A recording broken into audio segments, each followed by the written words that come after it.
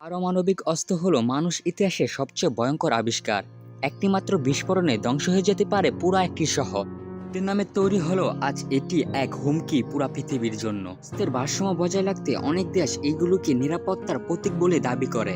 তো ভুল হাতে পড়লে বা দুর্ঘটনায় বিস্ফোরিত হলে এর ফলাফল হবে ধ্বংস। তাই প্রশ্ন রয়ে যায়, এটি সুরক্ষা নাকি মানবজাতির জন্য চূড়ান্ত সর্বনাশ। পারমাণবিক অস্ত্রের ভয়াবহতা বুঝতে গেলে ৮০ বছর পিছনে তাকাতে হয়। ইতিহাসে মাত্র দুইবার এই যুদ্ধ অস্ত্র ব্যবহৃত হয়েছিল, হিরোশিমা আর নাগাসাকিতে। মাত্র দুইটি বোমায় ২ লাখেরও বেশি মানুষের মৃত্যু হয়েছিল।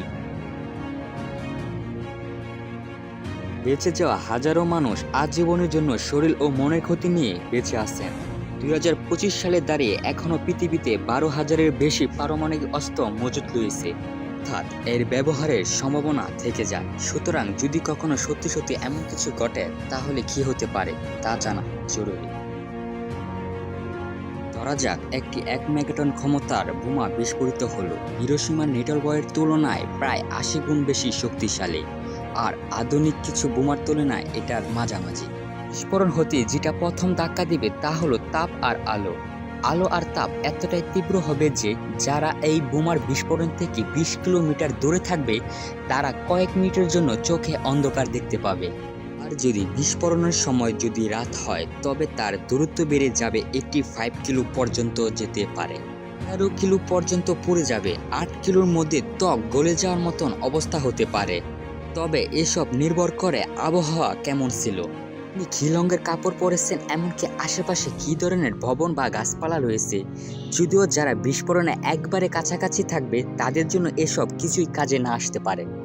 কারণ বিস্ফোরিত জায়গার তাপমাত্রাটা এতটাই বেশি থাকবে যে প্রায় ১০ কোটি ডিগ্রি সেলসিয়াস। এর তাপমাত্রা সূর্যের থেকে ৫ গুণ বেশি শক্তিশালী।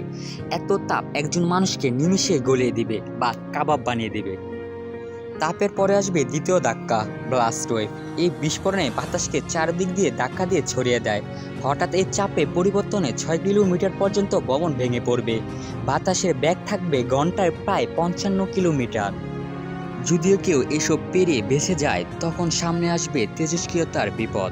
হিরোশিমা আর নাগাসাকির বোমাগুলো ভূমির উপরে ফাটানো হয়েছিল, ফলে তেমন কিছু ফলআউট হয়নি। কিন্তু যদি বিস্ফোরণ হয় ভূমিতে, তার ফলাফল হবে আরও ভয়ঙ্কর। দূষিত ধুলাবালি কণা বাতাসে ছড়িয়ে পড়বে, শরীরে ঢুকবে ক্যান্সার, শারীরিক ক্ষতি, এমনকি প্রজন্মগত সমস্যা হতে পারে। ২০১৯ সালে একটি গবেষণা বলা হয়, যুক্তরাষ্ট্র ও রাশিয়া পূর্ণাঙ্গ পারমাণবিক যুদ্ধ হলে পৃথিবী ঢুকে যাবে নিউক্লিয়ার উইন্টারে।